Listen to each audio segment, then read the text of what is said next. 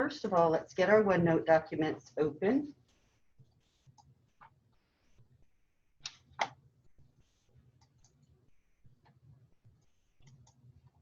And I'm going to go ahead and create a new tab for Chapter 6.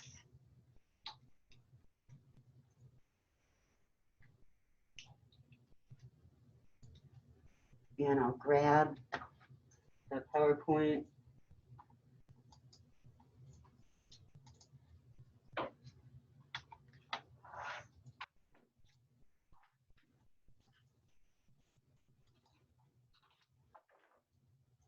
I have too many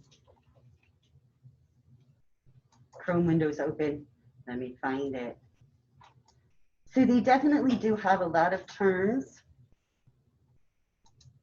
in this chapter, but the reason I say that it's going to be something, that's going to be very understandable to you guys is this normalization that they're referring to is a process. And so it's kind of like a process of painting, you know, where we might have to strip off the old paint and then maybe do some sanding and then maybe paint like a primer coat and then maybe paint an outer coat finally. So we have to be aware that we have to go through that entire process from start to finish, or else we won't allocate enough time for the job. We won't allocate enough resources for the job. That's what normalization is a process for us to go through that we've already really been going through to make sure that our data has been designed in the best possible way, that we can get to all the information that we need. So all of the tools that we've seen so far, all of the diagrams, all of the models that we've been doing have been working towards normalization. So we've really been doing that as we go. So you'll find that as you get into these terms, these are things you already know, that you've already done and you already understand. It's just that this is yet another way of going through this process of database design to try to make sure that we don't make any mistakes. RJ was asking about it before class.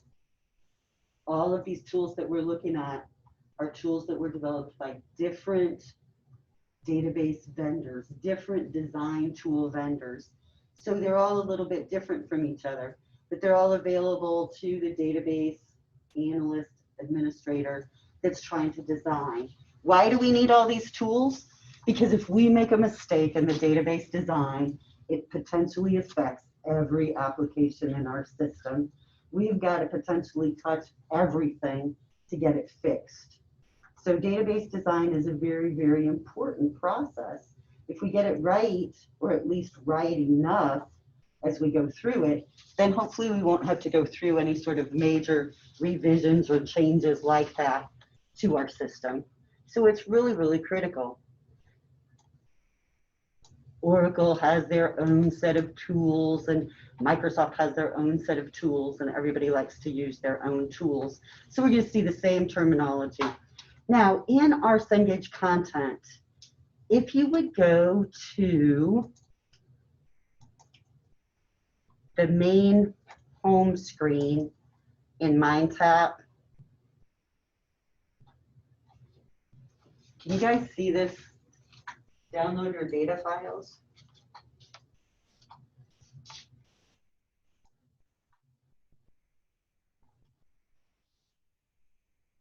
I want to see if it actually takes us to the right place.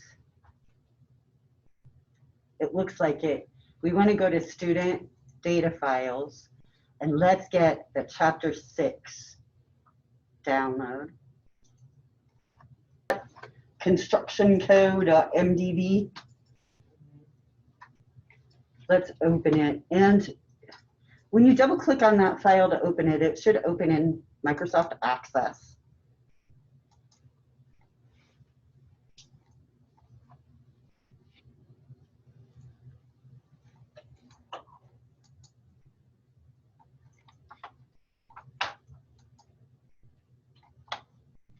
And we haven't used Microsoft Access before, but you're going to really like it because it's a really easy way for us to look at what we have in our database. And let me get this situated so you can see it better. Over here on the side, Notice how it's set to tables right now.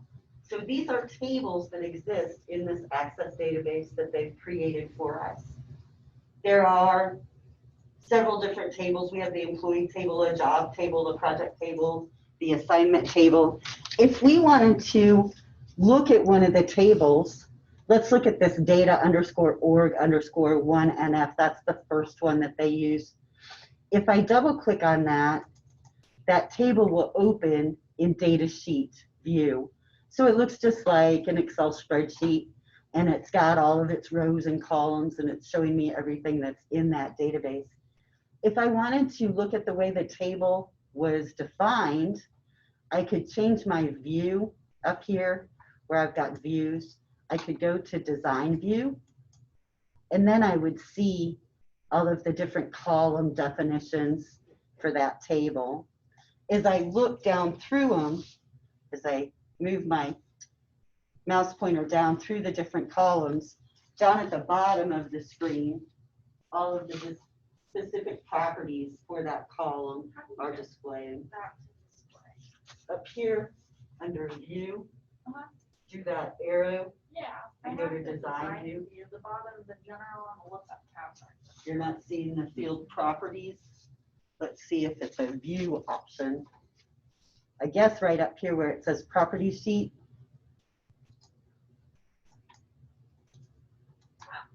No, that's that other one.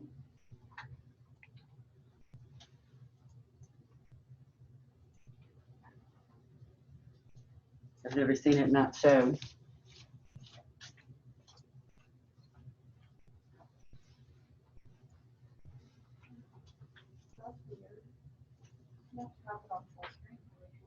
Oh, it just was not showing you. Ask me. All right. So as you move your cursor up and down through the list of the different columns, the properties down there at the bottom will change. You'll see the information for the specific one. So in Access, if you want, you can get super fancy. You can create entire systems using Access. And you can come and you can put like captions and default values for all of your different data fields. And some companies can be really dependent on their Access databases. So remember, when you're working with Access, we're talking about a database that is really, really usable by like 3 to 5 people sharing. But if we get much more than 15 or 20 people, it's not going to be really usable. So that's why Access is not something that we would use in a large corporation. Now, I've had students before that have worked at companies that said that they had databases that had 30 or more users that were successful, but it's not recommended. So Access is great for a small place. And it's also great for us to look at how to define tables and how the different relationships work together. So I'm looking again at the design for this data_org.1NF table. And if I move around a little bit, I can close out of that table design view if I want to. I could have multiple tables open. So like if I want to look at the data sheet view for the data org table and also for the employee table, I could double click on that and have it open at the same time. I can't see them both though with this view. So I'm going to come over here and click my restore button, the sub on the window levels, and then I should, well, I'm not seeing my tabs and my different table views.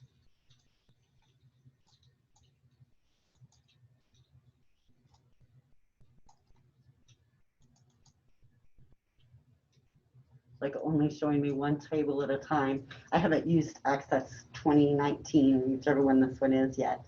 So it might be a little different. Is it down at the bottom? There it is. Where? Ah. Got it down there somehow. Minimized. It's still just only showing me one at a time though. You basically treat them as separate windows, and you can like shrink and grow them like you would Yeah. like file windows? That's what I'm doing.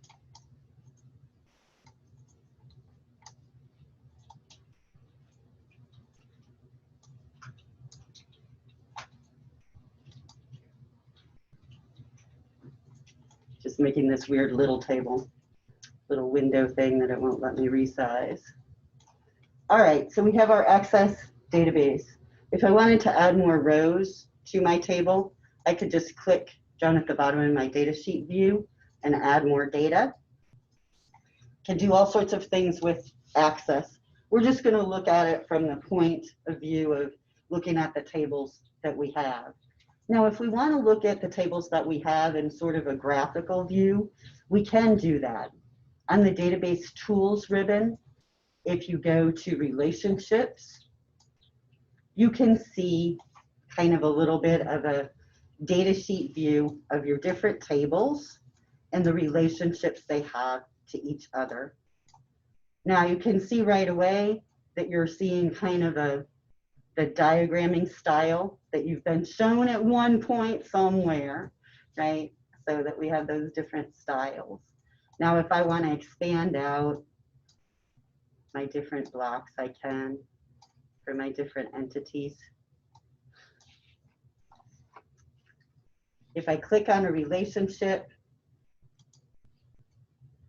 I can see the information about it. I could edit relationships, or I can just double click on a relationship and it'll show me that this relationship is between the employee table and the assignment table, and it's based on the emp num. So our emp num is our primary key for our employee and a foreign key in our assignment table. So we can kind of see that relationship in access as it's built. So those are the main things that we want to use access for, is this relationships view. And I can close out of it. So be careful to not change any of your relationships. If you were to delete them, you could do that. You're capable of changing it. Okay, so we have this database here that we're going to look at.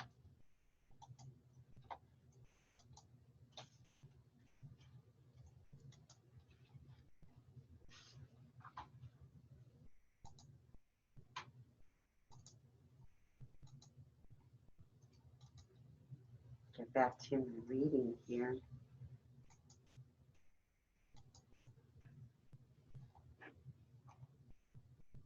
I think we have everything ready. Sometimes it takes us a while. We want to look at in this chapter what normalization is. And normalization, as I mentioned, is a process. And it's a process that we go through of analyzing our data. And as we do this, we try to get our design into specific forms or meeting specific guidelines. And this is an iterative process, meaning we'll try to go through it and make some changes and make sure that we're all in first normal form, etc. We'll look at how we move from the lowest levels of normalization to higher levels, because our goal is to get to third normal form. There are higher levels, but we want to get to third level normal form. We'll use the rules of normalization to correct any sort of errors in our table structure or design, and look at situations that require denormalization. Sometimes we've normalized things to such a point that our data isn't accessible. So we might need to pull back on that a little bit. And then we'll use a data modeling checklist to make sure that our entity relationship diagram meets some minimum requirements. So this process of normalization, we've been working all along, we've been working on modeling data. So an example for me at work might be somebody might come to me with an invoice form and say, we need to have some sort of database to gather this information. And I would take that form and look at all of the data elements that are used, determine what kind of entities those elements belong to, and I would be making the lists and the diagrams that you guys have been working on. Then, as I'm going through this process, I'm going to use this normalization process as I go, or maybe as a follow-up at the end. Different companies are going to do it differently, but really normalization is what we've been doing all along. So we have different forms of normalization. First normal form means our design meets a certain set of rules. Second normal form means our design meets another set of rules. And third normal form means it meets yet a third set. So what are those rules? That's what we'll be looking at.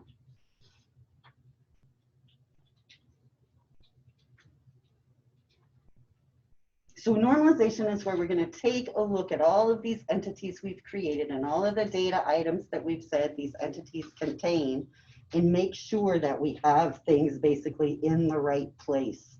We don't have things where they don't belong. So along with that, we'll be analyzing the relationships between the attributes and see if we can make any improvements.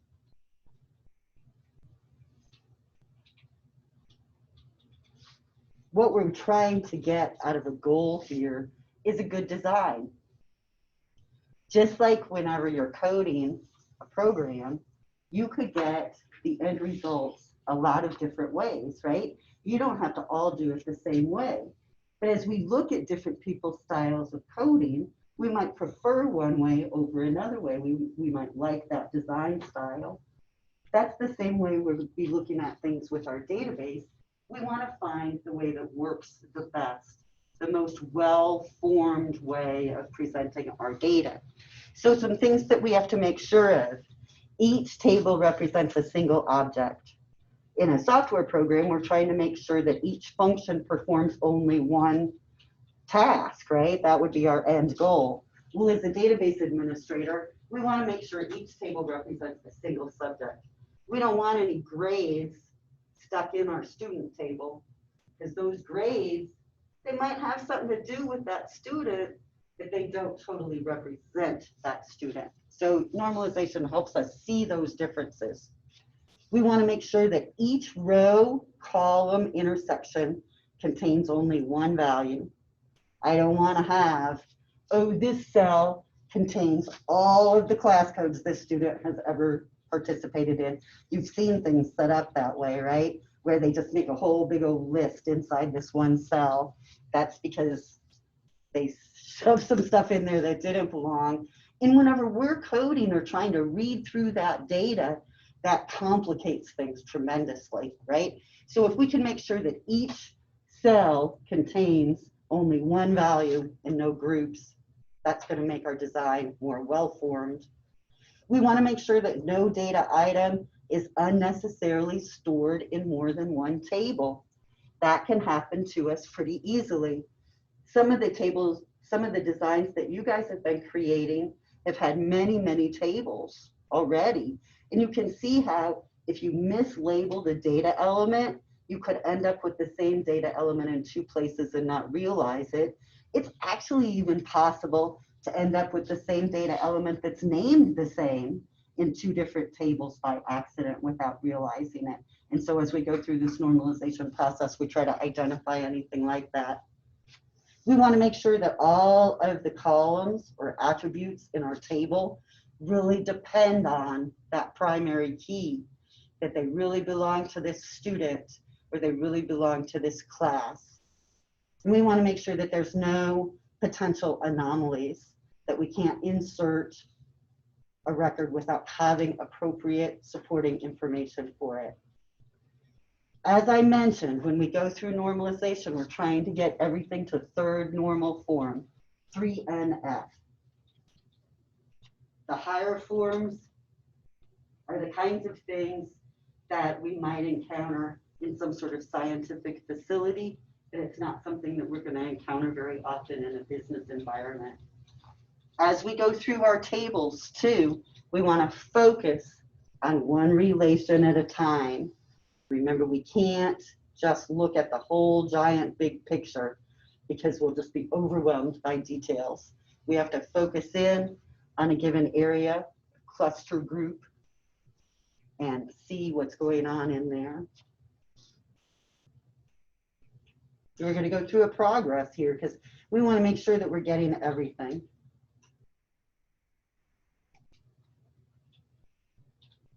So what are the normal forms? We'll have to add in, I said, a whole bunch of great terminology to be sure we've got it all. But basically, first normal form says we have entities identified, right? So we know we have students and we have classes. Within our entities, we have no repeating groups. So I don't have anything that I say I'm going to handle as an array. Arrays are, that should, anytime we see an array, that should be another table. That just should happen to us automatically, where we're like, can't have an array, have another table. And our primary keys have been identified. That's first normal form. So you guys have done that. I mean, that's something that you were doing at the very beginning. What second normal form?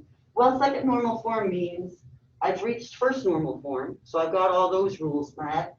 And now I've made sure that I have no partial dependencies. So as we work ahead, we're going to see what that means. And then third normal form means that in addition to reaching second normal form, I also have no transitive dependencies. And again, we'll be looking at that. Now there's some other forms of normal form. The Boyce-Codd normal form says every determinant is a candidate key. I told you there would be some syntax there. We'll look at what that means.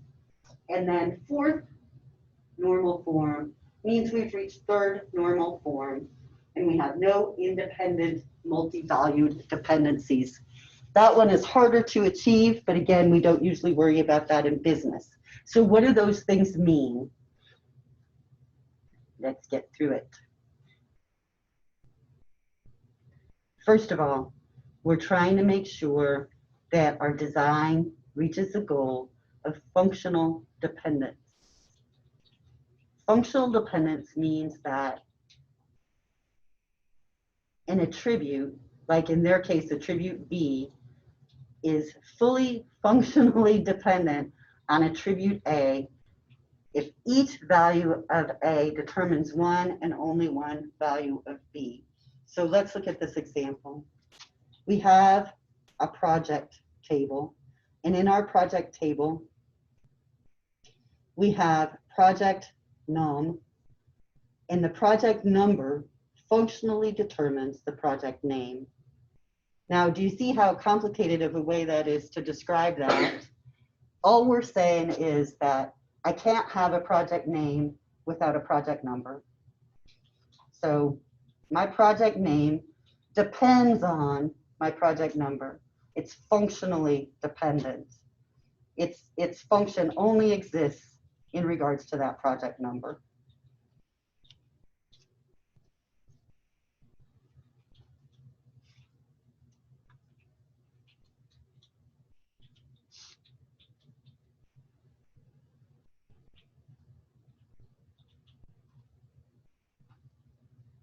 The next example kind of clarifies a little further. It says a bunch about attribute A and attribute B again, but what it's saying is that every time I find a project number, is the project name going to be the same for that given project number? Yes, it is.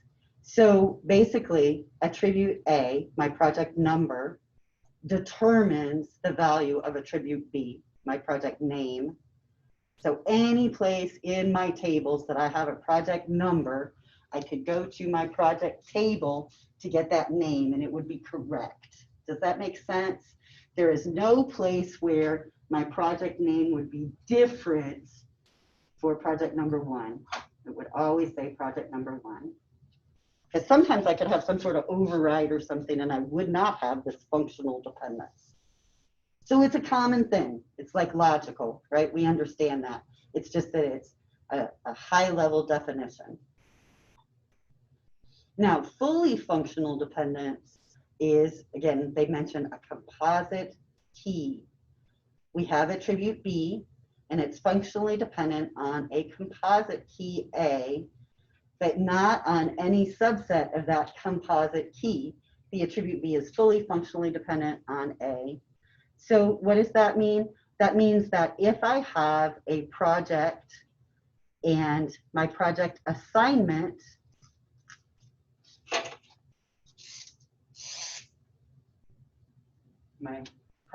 oops, I don't know if we're going to be able to see that very well. Should have a picture. Let's see if they have a picture. Let me People on scoot you. Zoom also won't be able to see it on the board. I know. I was thinking it just doesn't show up very good. I thought they had a good picture. They don't. Maybe it's in the book. Sorry, I just want to show you this though.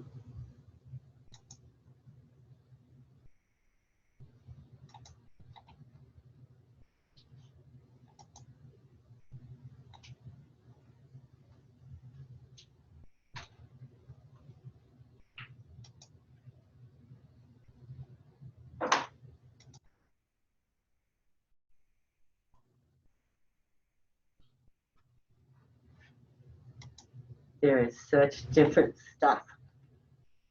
There we go. No picture. All right, we'll get to it. Basically, we're saying that if we created a link table to link the project and the employee, and we had an employee assignment to a project, and then on that link table, we added a date, that date field would have fully functional dependence. It is totally dependent on the combination of the project number and the employee as a combination key, because that date only exists in that link table. So we'll see that example here as we go. We need pictures, we get them. Okay, so let's do some converting to first normal form. This will be better for us. First of all, we have our table. This is the table that's in our access database, our data_org_1NF. And this is the one I was referring to a little bit earlier before class started. As I was looking through the material, I was trying to find figure 6.1 in our ebook, and I don't see it. But if I click on that link, it does take me to this full book.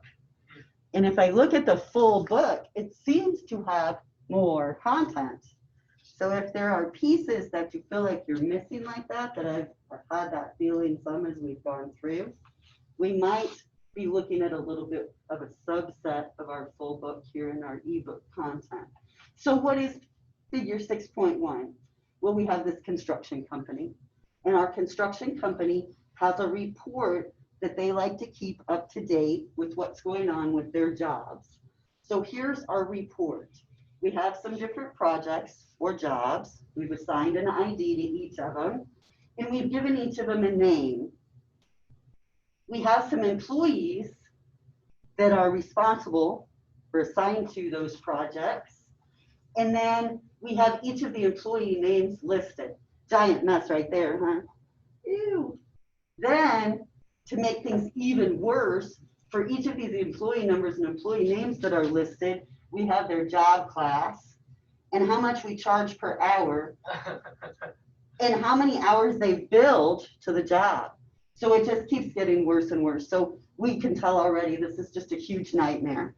We couldn't even look at it and figure out what's going on with it, right? Let alone try to use it. So here's our table. We've got this thing.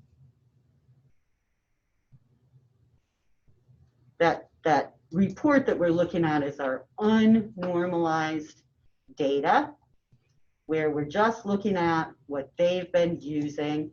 And unfortunately, in a lot of companies, that is what they use on a daily basis. I can't tell you how many times that I've been teaching this class, I've had people say, that's what my mom's company uses, just a bunch of Excel spreadsheets. I have to go in there on the weekends and help them fix things up.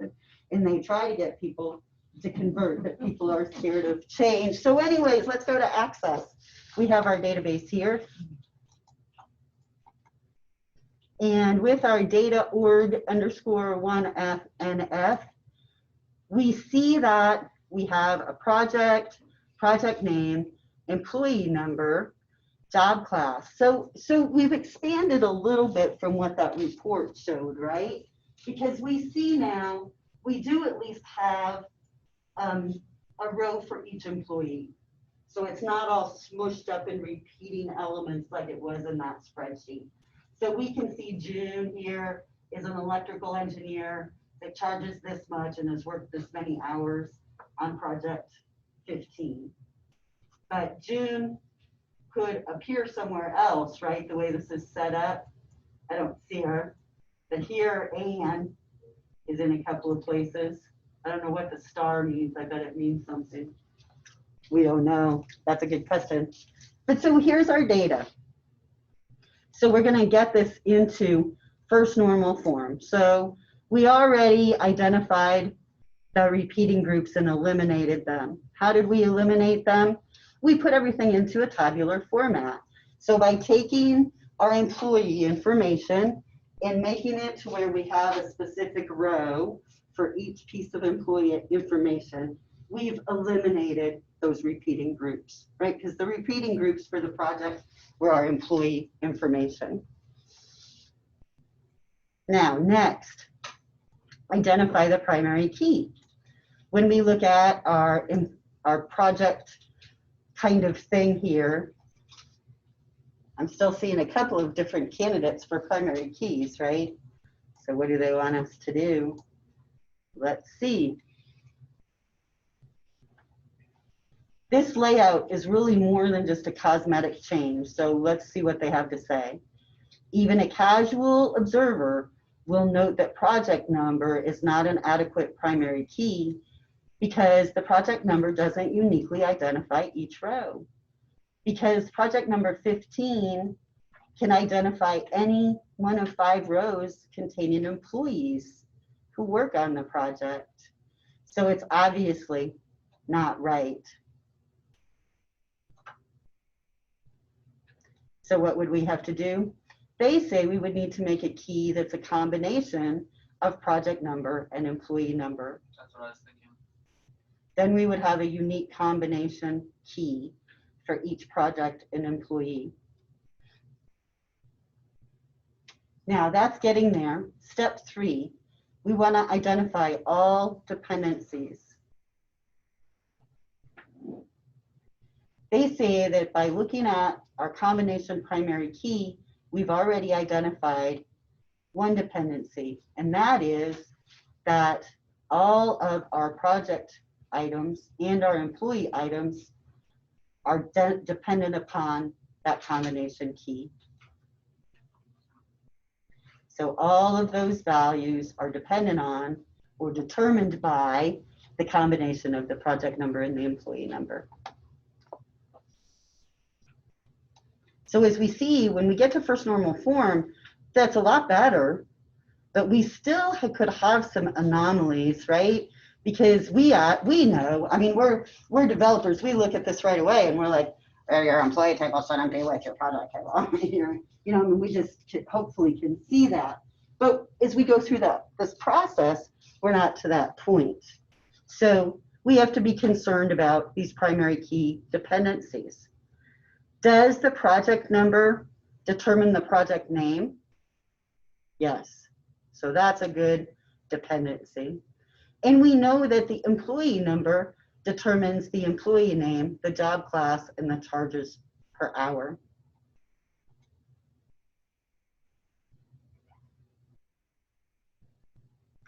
They say if we looked further, which I don't see just from looking at the data, we'd have to know some things. But they say we can figure out that the charge per hour is based on the job class. So our different employee classifications are going to have different charges.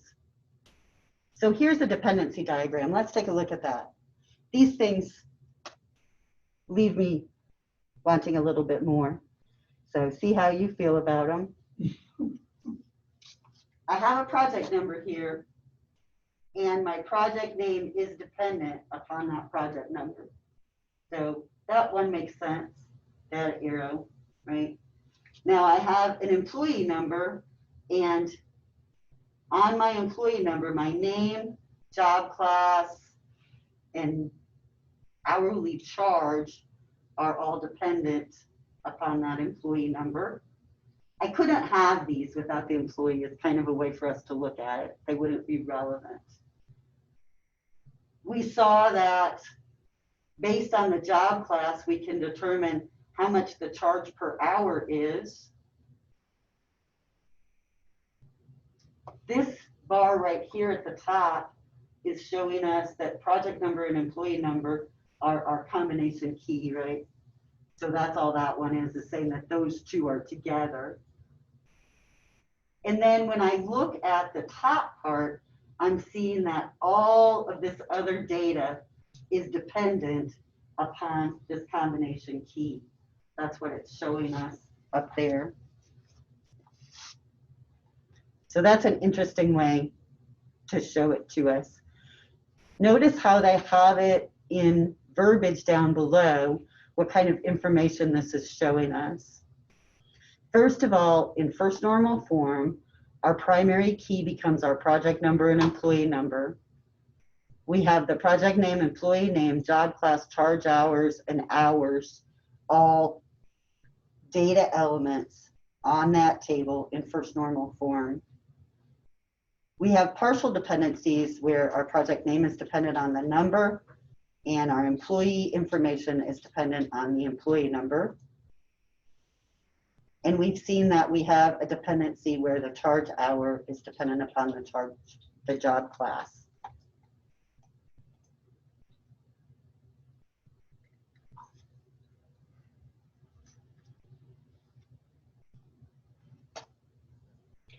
Now, let's take a look at this definition here of charge hour, what they're talking about with a transitive dependency. Neither attribute, charge hour or job class, is part of a key. So that means that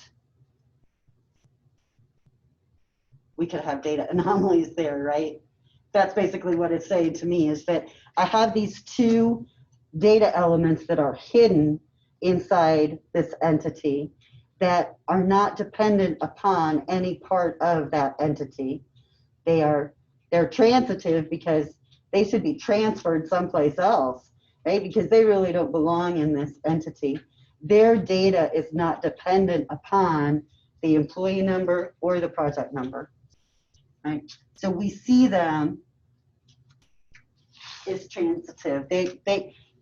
We need to refer to that information to build our report, but it's not information that is dependent upon the employee or the job code. Does that make sense? Kind of an in-between, a gray area. It's like a lookup piece of information that we need to be able to go find, but it's not information that is dependent upon our employee or our job.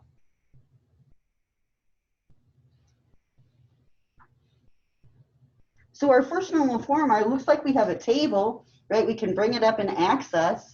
It all works, right? Does it work? We could have some anomalies. Let's see what we have. Update anomalies. Let's check our table. They say that if we change the job class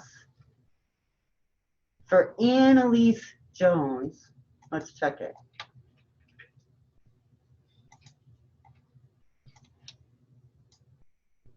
Find her. Now I can do some things here in my employee column. I could click this arrow and go down and unselect and just select Annalise Jones. So I would be able to, in Access, make it to where those anomalies were easier to control because I could just really easily filter my data. But notice how she exists out in our database, in our table, more than one time. So we could have slightly different versions of her name. Do we? Right now we're in pretty good shape. They look like they're the same. But we could real easily have something that messes up her name. So we know right away that that's a problem for us. So let's get it to second normal form. So the first step of second normal form is to make new tables to eliminate partial dependencies. So whenever we looked at our earlier table and we decided to make that a composite key, that can be actually a hard part of the normalization process. Because why would I go through the process of making that invalid table when I know that I'm going to need to pull that information out? Well, sometimes we have to go through that process just to make it clear to others. But we know now that looking at those partial dependencies, that our employee information is only dependent upon the employee number, and our project information is only dependent on the project number. So we shouldn't have all of that information in the same table. So they split it up. They create a project num entity or table, an employee num entity or table, and then they create a new table assignment. Let's look at our access database. Do we have all those? I think we do. So let's look first of all at our employee table. In our employee table now, we've moved all of the data elements that are dependent upon the employee number. So we have the employee name and initials and hire date and job code.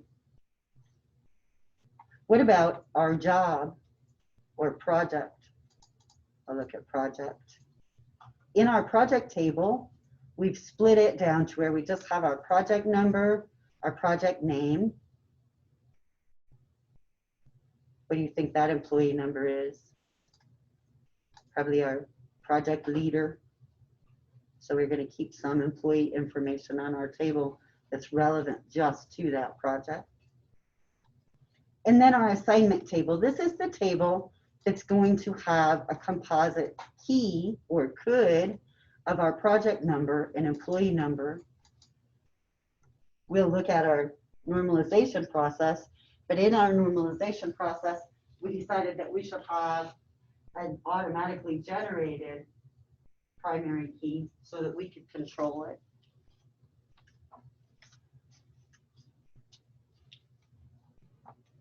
So anytime we have an employee that's assigned to a project, we're going to generate a new assignment row. So we've added some data. Look, we have the hours, how many hours they've charged, but we also have added an assignment date. So some information that is only dependent upon this combination of an employee being assigned to a project. That linkage information. Okay, as we created our new tables, then we moved our columns around and reassigned them, those dependent attributes, to be in the place they should be. We checked those dependencies and we made sure that all of our data elements were dependent upon the key of their table. So that's where this diagram is helpful.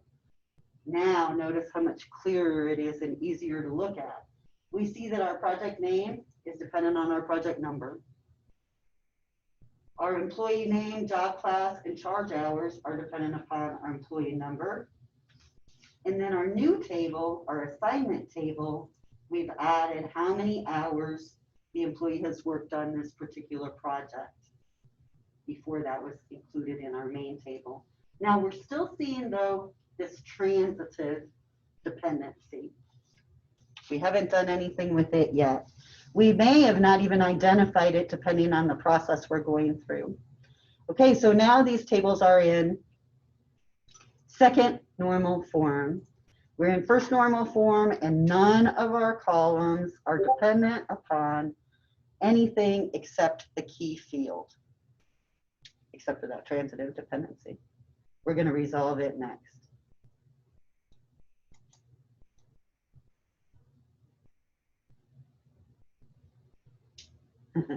Okay.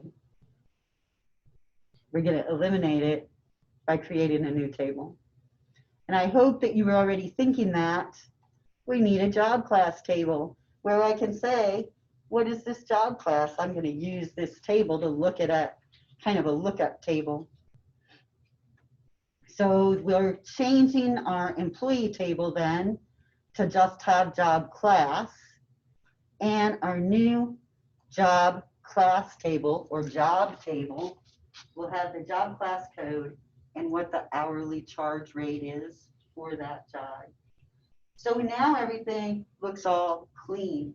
That's why I like the picture RJ posted, because that's what things can look like early on, and we're trying to get it all cleaned up. So we've eliminated that transitive dependency.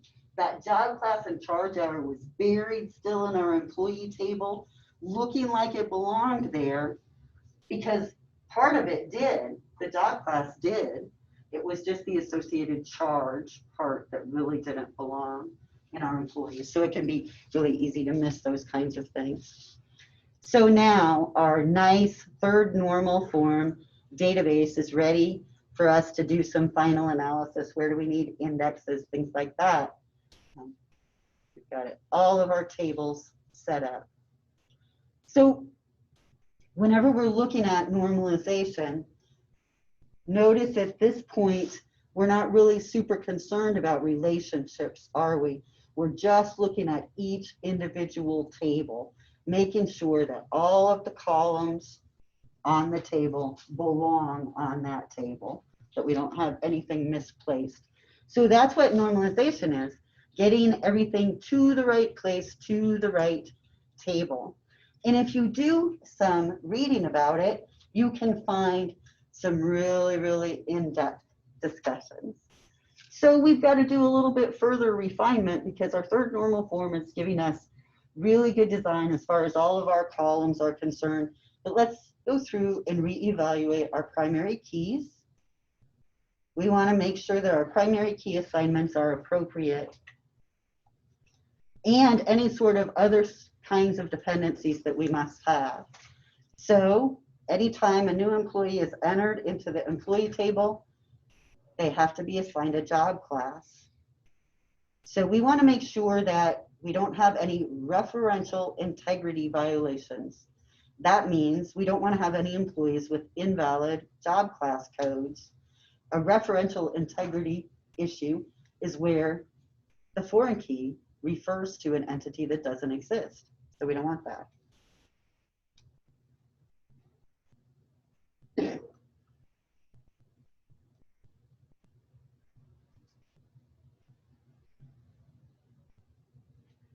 As we go through and create our job code table, we could be using the job code or the job class as our primary key, but we're going to use job code because we like to use numeric things, make things happen better for us. We could evaluate then our naming conventions, refine our attribute, atomic attributes. I can't say the atomicity thing. That means, do we have any sub-elements of any of our elements? Whenever we're looking at our employee name, we know we need to split that up into last name, first name, and initial. So that's going to help us there.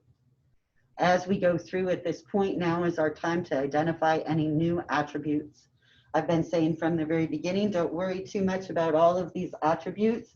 We all know we could go through and spend days making a list of potential columns that could be included on a lot of different entities.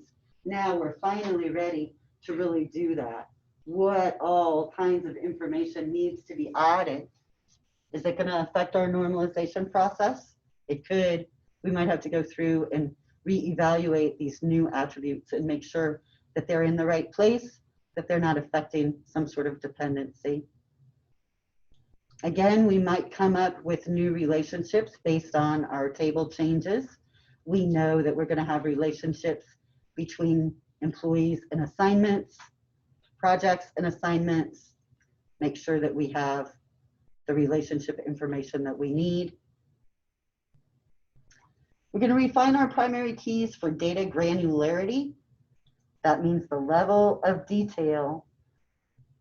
So we want to make sure that we're storing data at the lowest possible level. We've seen that in a few of our designs where they ask for a total of information. In our table, we always want to carry like the day's sales or the individual item sales, and we'll summarize that information to give any higher level. But we want the lowest level of granularity. We want every single grain of salt uniquely identified in our database. And then we can combine all those grains of salt to make a pile of salt. But we want to identify every unique individual element. So we want the lowest possible level of granularity that we can. We want to make sure that we're maintaining historical accuracy. This is a really important point. Let's see, how did it work for me? I knew how it happened. I even talked to Mutual of Omaha. But whenever we're looking at dates and changes, in their case, they're talking about the charges per hour change. Do we need to keep track of that historical information? Are old projects going to be billed at that old rate? Are they going to be billed at the new rate? Do we need that old rate to make accurate reports of what happened last year? We always have to be thinking that we might need to keep old information. So my story is when my daughter was born, when I became, when my pre-existing condition started, which is when I became pregnant, right? I worked at Mutual of Omaha. I left Mutual of Omaha and came back to Springfield, and my pre-existing condition ended while I was not employed, but I was paying for COBRA coverage. If you're familiar with that, that means you can pay for continued insurance coverage through your employer when you leave. So I had done that. My daughter was not born yet. Was she an entity in Mutual of Omaha's database yet? No, she wasn't, because she did not exist, right? She was still my pre-existing condition. So when she was born, did she have insurance coverage?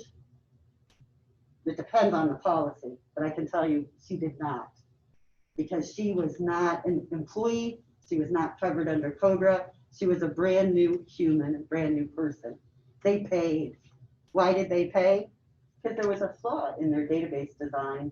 And when they put her information in, they didn't have historical information to keep track of the fact that she had no coverage at the time this bill was issued.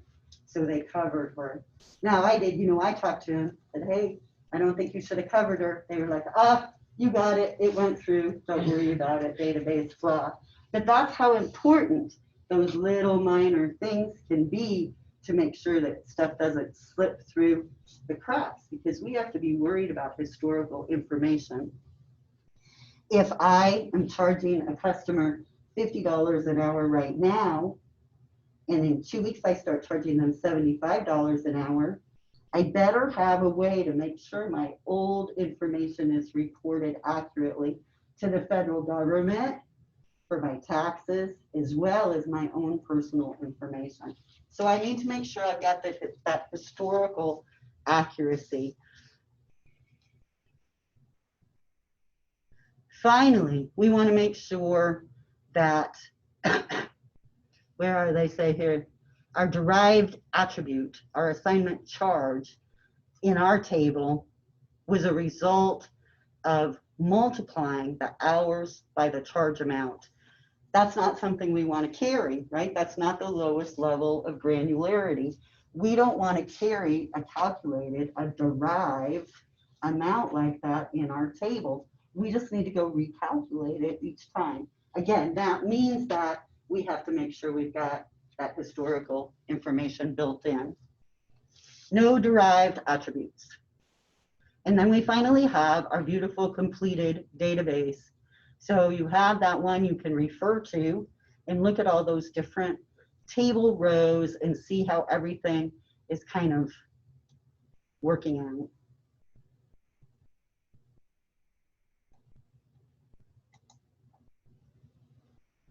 What else? Surrogate keys.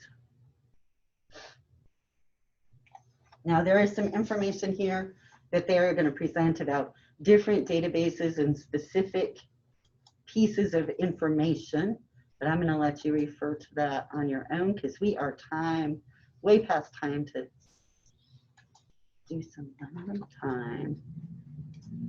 Okay, let's take a look. There are Quizlet terms. I think that there might be some more terms in our text than what there is between Quizlet and our textbook terms. Notice I keep mentioning those because there are some rough ones this chapter. I'm trying to get back to Canvas. That's where I'm headed. If I can get there. So the critical thinking exercises, there's just like one or two.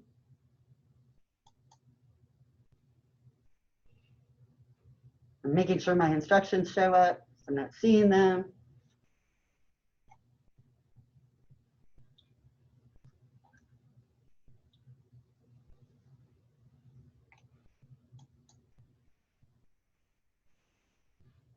They don't.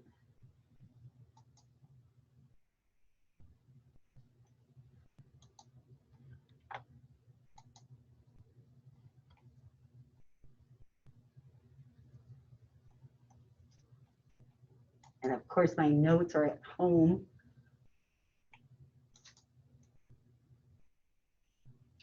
Let's look. I have some notes here.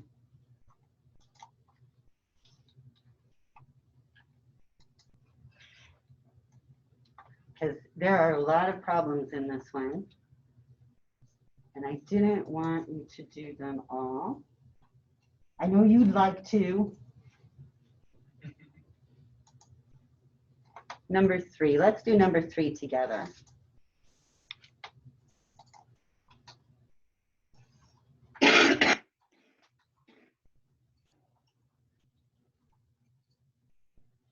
I'll get this thing updated today. I'm sorry, I thought I had it where it would tell you exactly which ones to do. I'll find that. But this one we'll do together. We have an invoice table, and here's the structure that we've been given. So notice that our column headings are kind of like meaningless because we've got to figure that out. So we're going to kind of surmise what this different data is and figure out where it should be. So step A, write the relational schema. Draw its dependency diagram, identify all dependencies, including all partial and transitive dependencies. You can assume that the table does not contain repeating groups and that an invoice number references more than one product.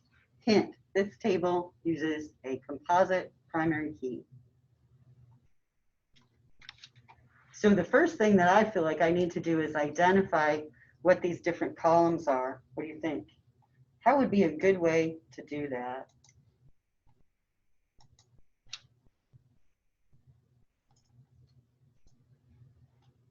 So you want to put it in Excel? Let's try it.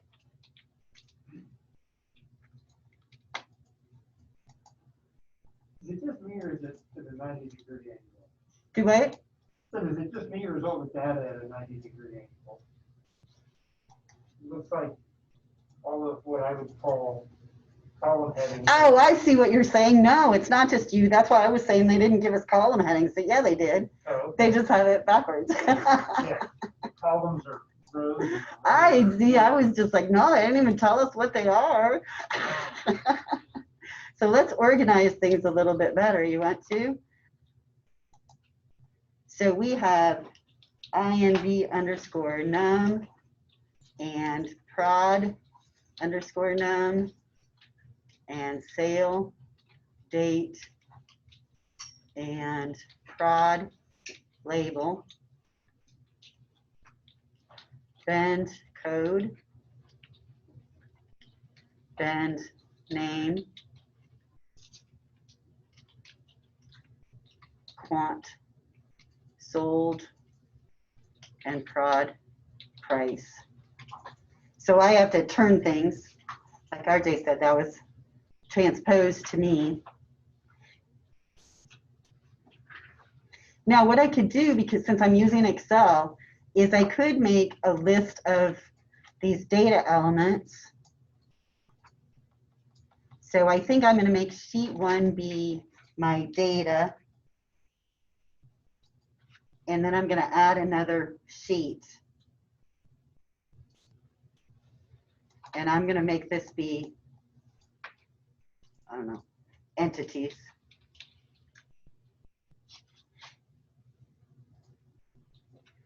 Before I can start creating entities, though, I want to copy those data columns over. So I'm going to highlight all of them and copy. And then on my entities, I'm going to do that paste transpose so that I can have my column names going up and down.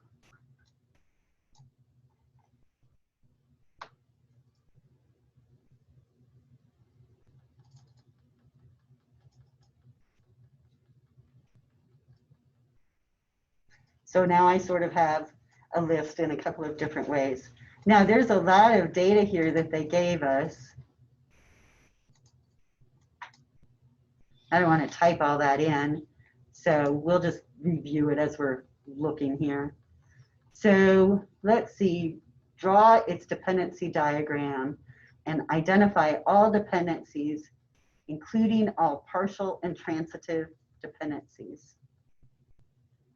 I don't think that we have access to the case tool that they use to draw those little dependency diagrams where they have the different rectangles with the arrows, but we could do something like that pretty easy in Excel, couldn't we? Let's try it. Let's just say if we make a row kind of tall, we'll just say that that's going to be our entity area here. So I'm going to start out. Right now we have all of these entities, or all of these data items are all kind of dependent upon each other, right? So what are they saying our composite key is?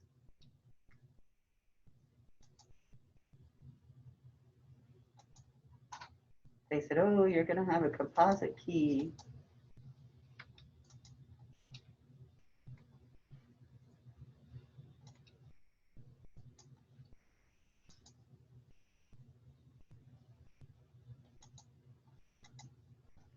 If I look at things, I'm saying here, let's do our first one.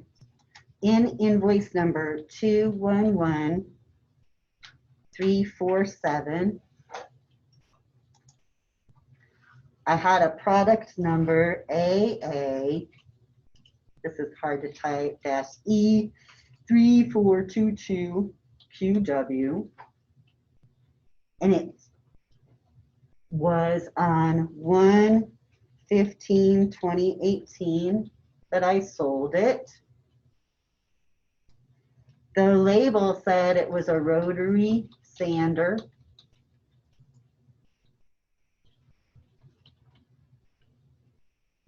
The vendor that I bought it from was 211, and their name was Never Fail Inc.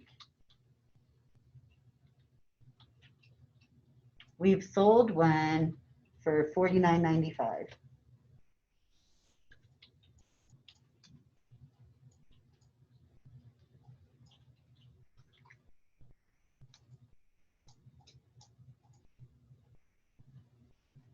So I see some different relationships here and some different things. I see that I'm selling a product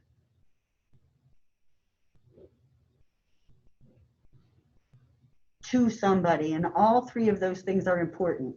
Who I sold it to, what the product was, and what the invoice number ended up being for that product sale.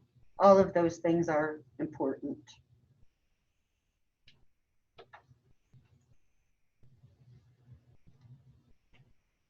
So if I copy all of these columns, I'm going to copy this down a little bit to my fat area. is my invoice number related to my product number? Can we draw a diagram like that anywhere?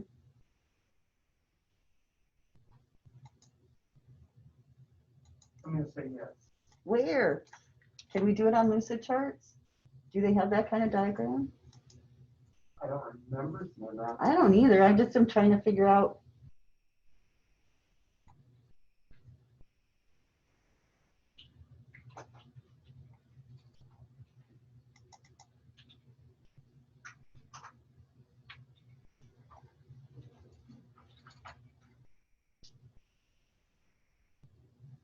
I guess we could just list them.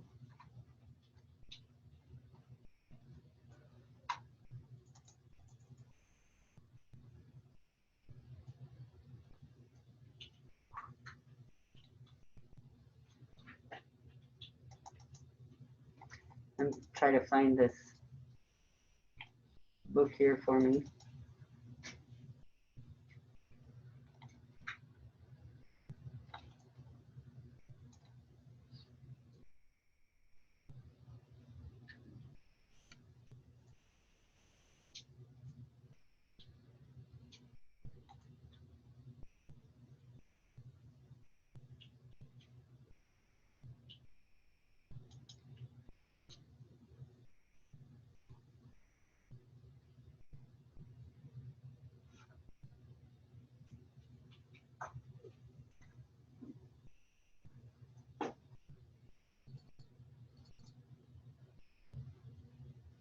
Well, they have something here.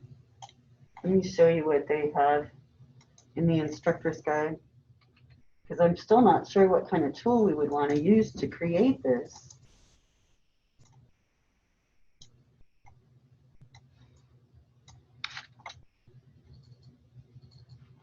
I think you can make that as a step. Think we can? Yeah, I think you're just gonna insert shapes and link the lines to the attach points on the shape, should work out. Should work. Okay, so they're saying that our composite key would be our invoice number and our product number. So I will make those a different color. And then all the rest of them are, they just have them kind of a blue.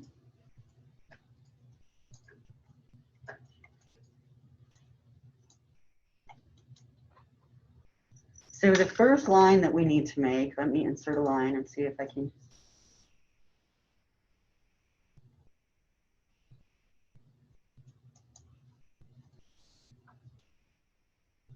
Ugh. Trying to do spark lines for me.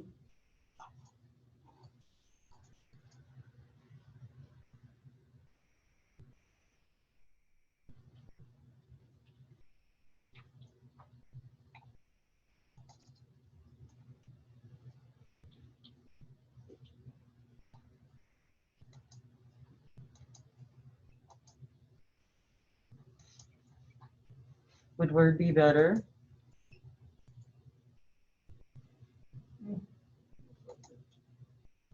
Where do you insert just a line?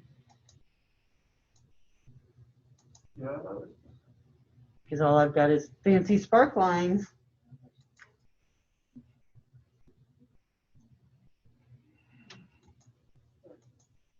yeah, so you put the shape on the insert.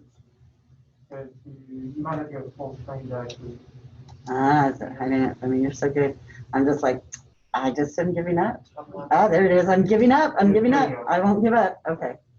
Don't give up. All right. So I just want a line that doesn't have arrows to go from my invoice number to my product number. You can, the best line is the one next to the down arrow, because you can maintain, I think it's the shift key. That one? Okay. And it'll change directions every time. Cool. I will use it. I will use this one for now since I've got it done. All right. And we can kind of manipulate it. Okay, so our invoice number and product number are being used together as our composite keys. Now, our sale date is the date that we sold something dependent on the product number.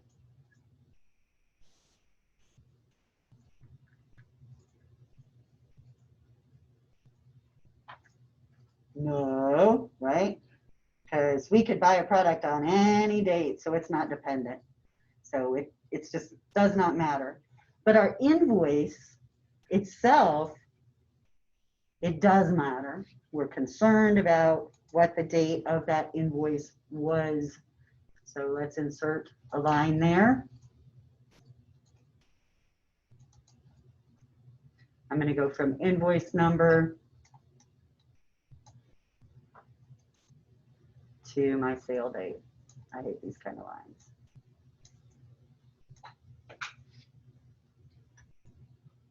What do you do? Click?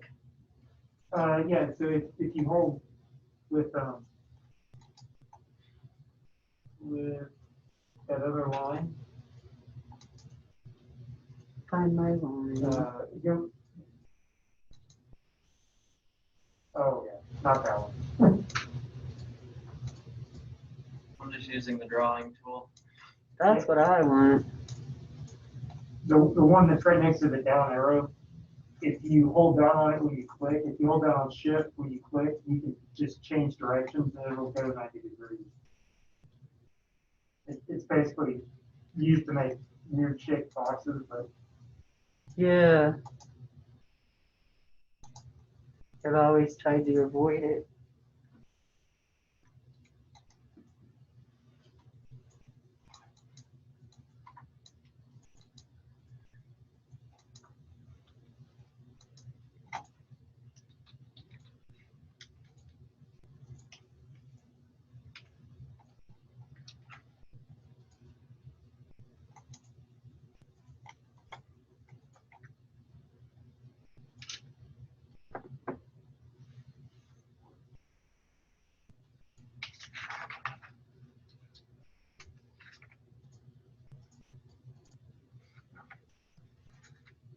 Someone that's good at it, take over and show everybody out.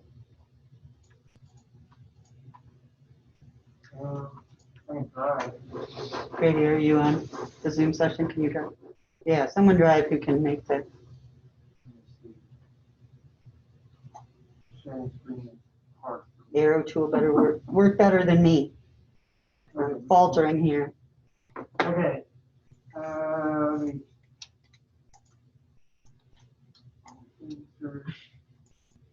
All right. Okay.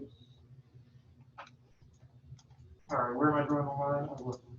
We want to go from invoice number to sale date because our sale date is dependent upon that invoice number.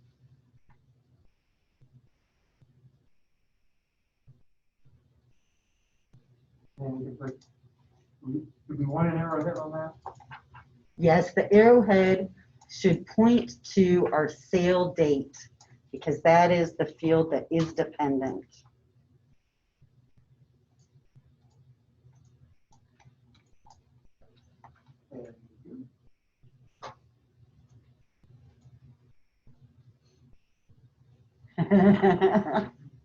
Next, yay! For product description. What is our product description or product label?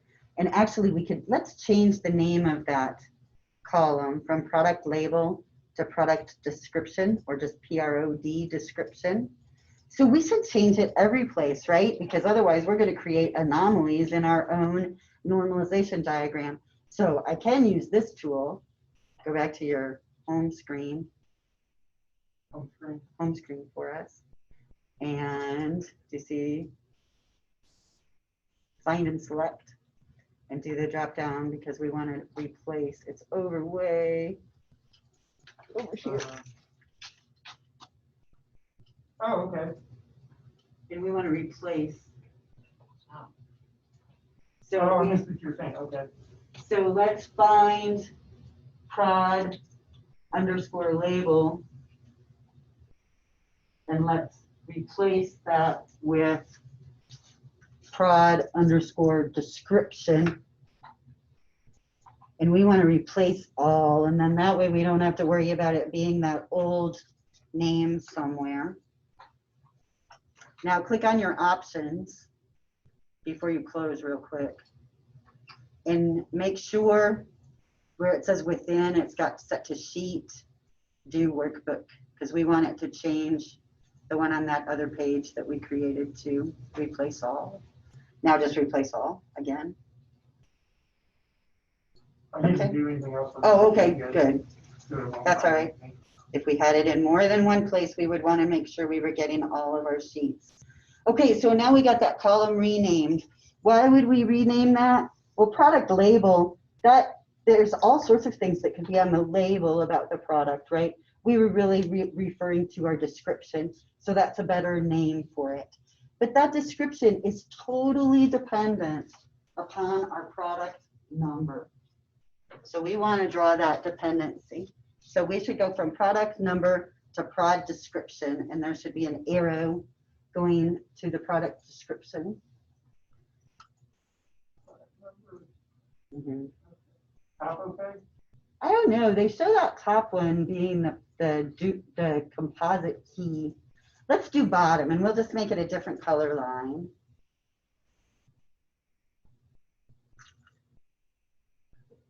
So we want to go over to our product description.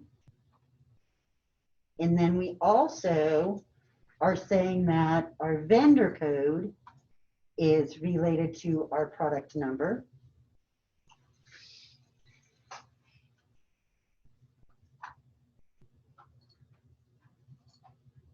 Did it draw the arrow for you? I gotta go back and do it. Which, I'm sorry, where else do I need to go? The vendor code. Vendor.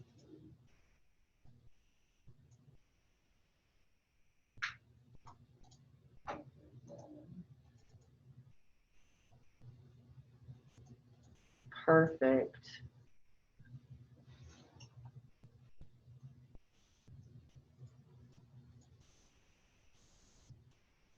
Now, our vendor name is also only related to that product code. So copy and paste that little line segment, that arrow segment. That's why I don't know how to make them do it. I always just copy and paste the little pieces I have. Okay, and then is the number of products we sold dependent on our product? No. But the price of the product is. So we need one more line going to our product price. It is also dependent upon that product number.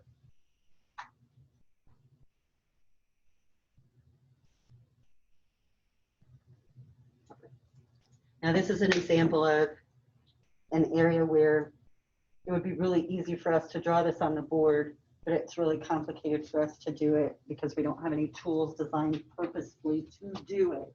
So great job. Now our quantity sold is dependent on the sale, right? So it would be dependent on the combination of the two keys. So at the top, we should have our line without arrows connecting the invoice number and the product number to show that they're a composite key.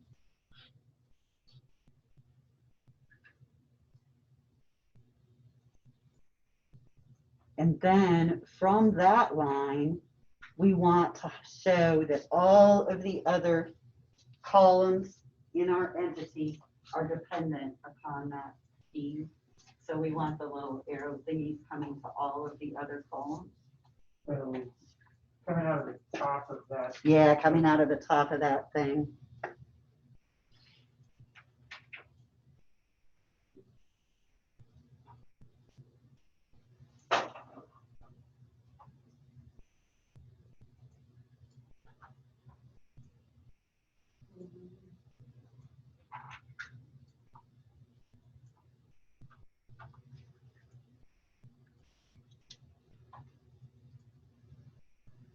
So this is where I disagree with the people of the world that say touch screens aren't important. Because I think that we could draw this a lot easier with a tablet or something like that. So if you have those, that would be better.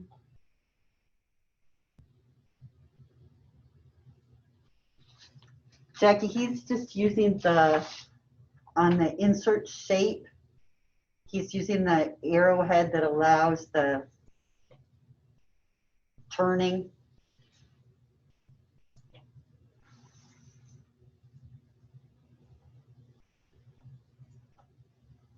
Wow, good job, RJ. And you say you're holding control and clicking to shift click to do each turn.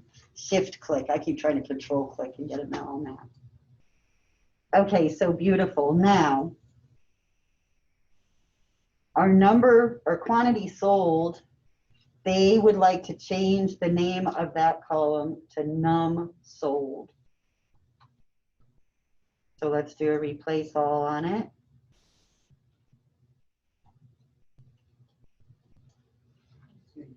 Quantity sold. Yeah, instead of quantity sold, num sold.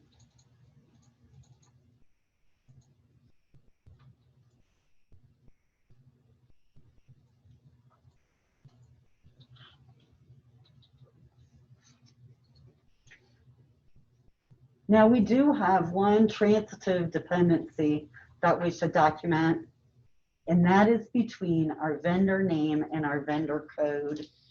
Our vendor name is totally dependent upon our vendor code, and those elements are transitive. They are not dependent upon this invoice or upon the products.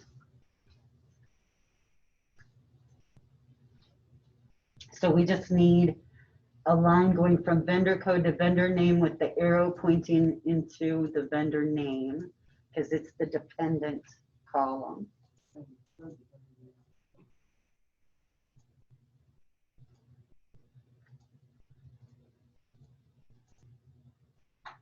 Does it matter? Do we put that on top? Do we put that inside of the other one? They have it inside of the other ones on the bottom. I'm not seeing anything that says it's necessary, but it looks like they've developed a kind of standard of only putting the data elements that are dependent upon the composite key on the top. Okay. But that looks perfect.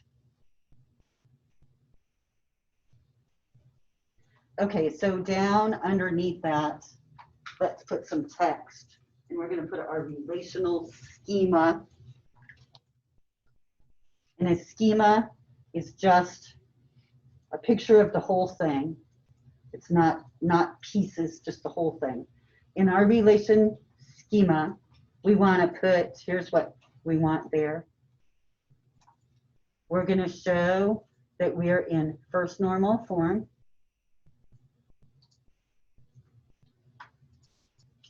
So 1 NF, I know it looks like an I, and then open parenthesis. Our invoice number and product number. Is that separate comma? Yes. And they have both of those underlined. Can we do that in Excel? I think we can. Used to, you couldn't. Yep. Yay. Okay, and then after product num, we want comma. And we're going to list all the rest of our elements. And then close parentheses. So our relational schema information is basically the normal form that we're in. And then within parentheses, our key fields and all of the other columns.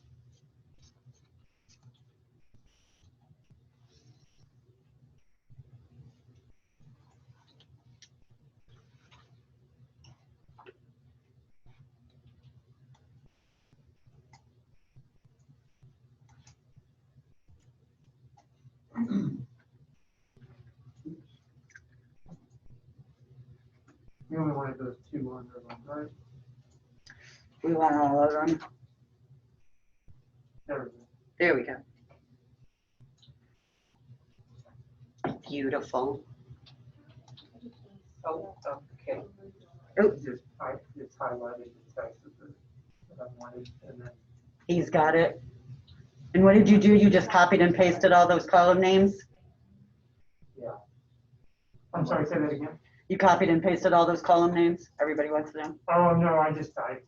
You typed? Yeah, I was typing. Oh, I am against the I typing. guess I probably could have copied it. No, you're good. Beautiful.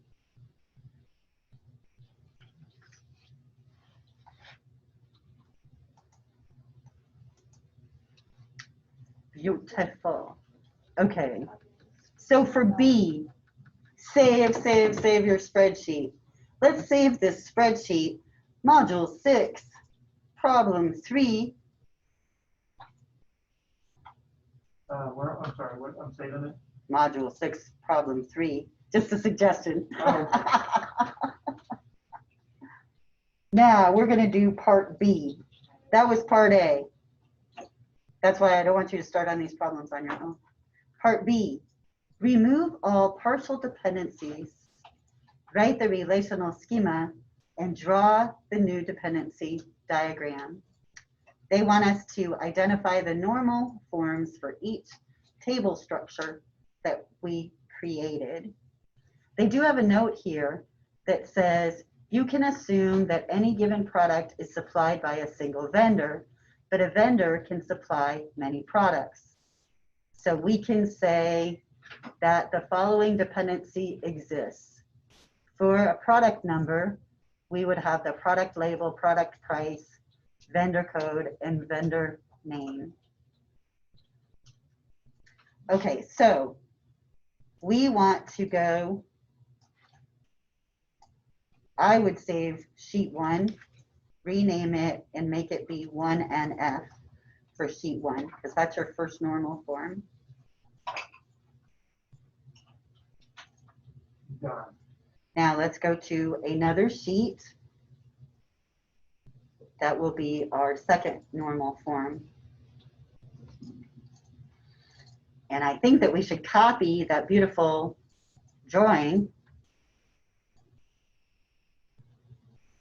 from our first normal form if possible.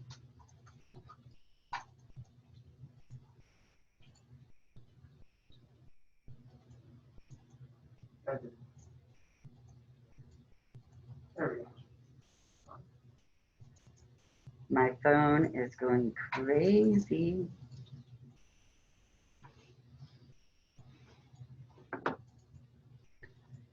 Okay, so first of all,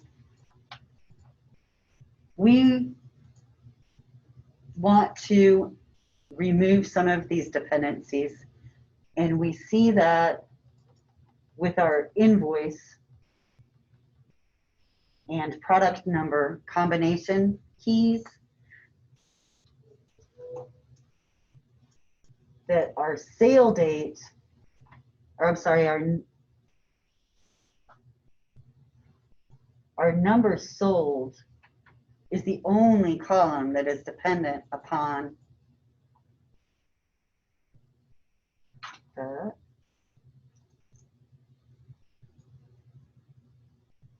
sorry, I'm trying to see what they want here for part B. They handily combined it all. They say, we've got this all fixed for you. So let's see what we're going to have for this.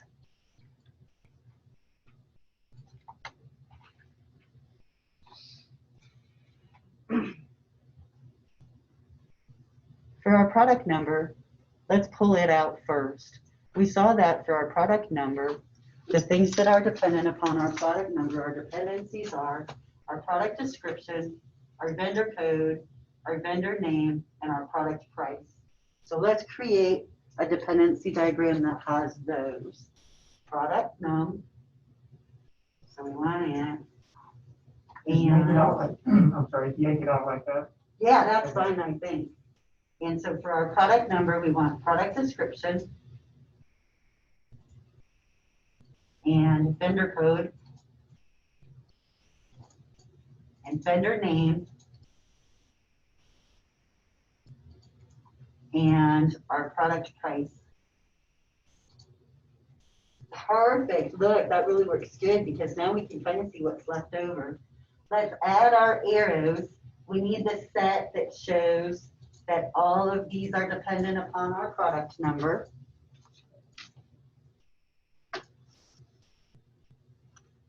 That goes at the top. Yes.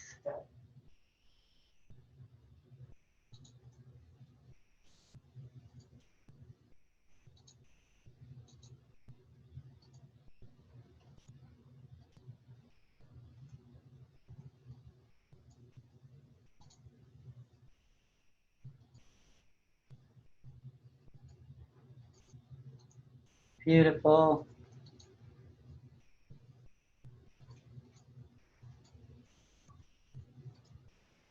Awesome.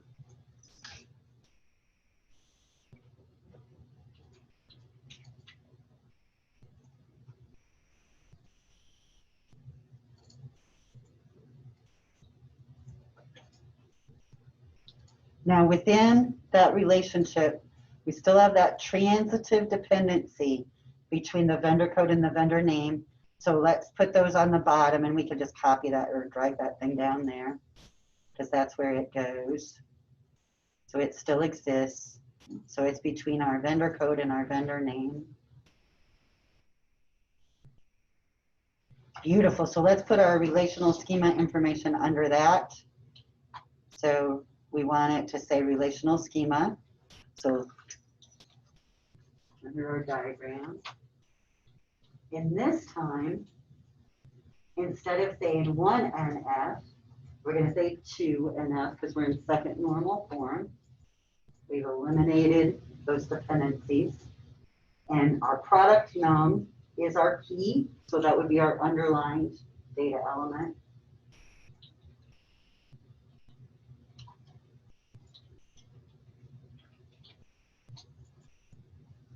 Copying and pasting good work. Good enough. And then we have And then we just type in the rest of our data elements. Beautiful.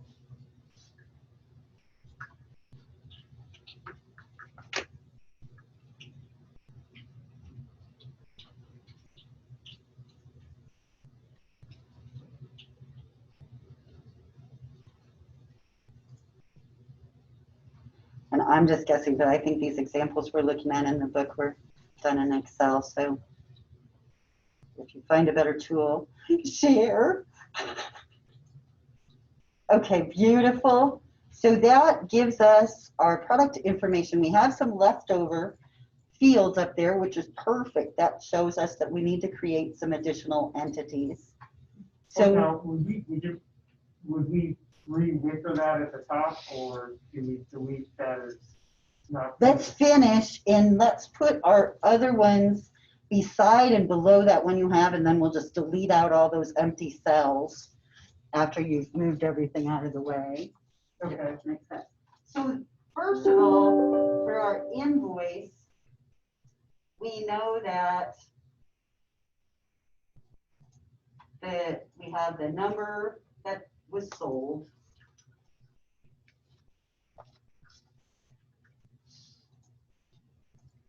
And the date. But our num sold is really still dependent on our product. So we need to create another entity.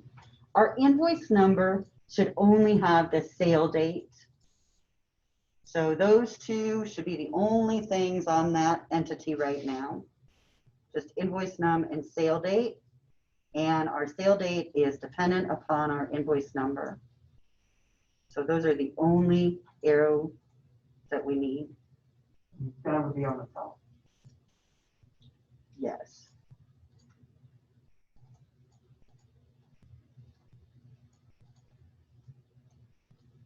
Top dependencies primary key.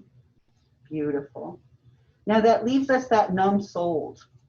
The only way we can properly identify our num sold is if we use our combination key of invoice number and product number.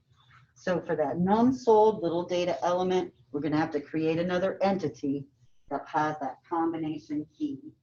So our num sold needs the product num and the invoice num.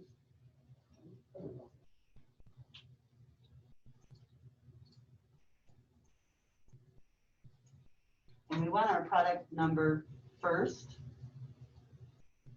because I'm OCD like that. And because we could have one product that gets sold in many invoices. So we want that primariest key to come first. Beautiful. Now let's do our relational schema for each of those. Oh, I'm sorry, you're still arrowing.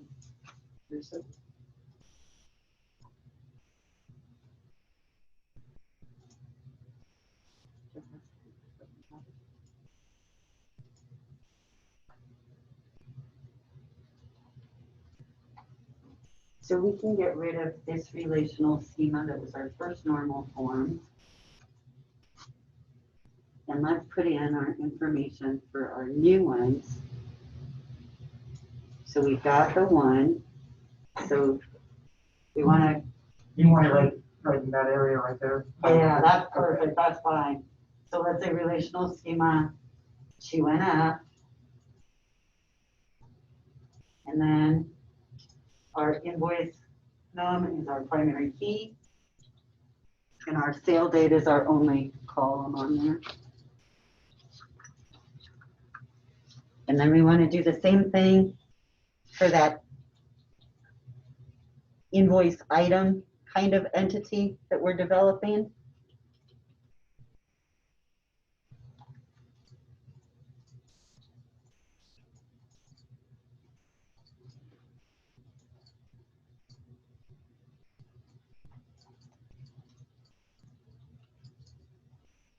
And then save that.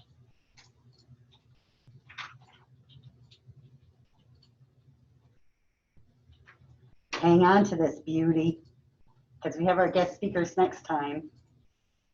So we should have some time to finish up after they're done. But if we don't worry, we'll adjust dates and do whatever we need to do to get everything all fit in. So we'll get this one done. Now, as far as the other problems for this chapter, there will be one other one that I'll ask you guys to do with your group. You can work on the, what do they call those other things now? I've forgotten. What is it called? The challenge thing. Because there's only like one of them. But don't worry about any of those other problems. So just be reading through, you know, kind of looking at access, thinking about the things, getting everything finished up. And we'll have our guest speakers next time. That's what we want to focus on. And then we'll continue on and get this one done. Sure, Isaac, that'd be fine. All right, we are out of time. Good job. So that was problem 3 and 4, right? That is just problem 3.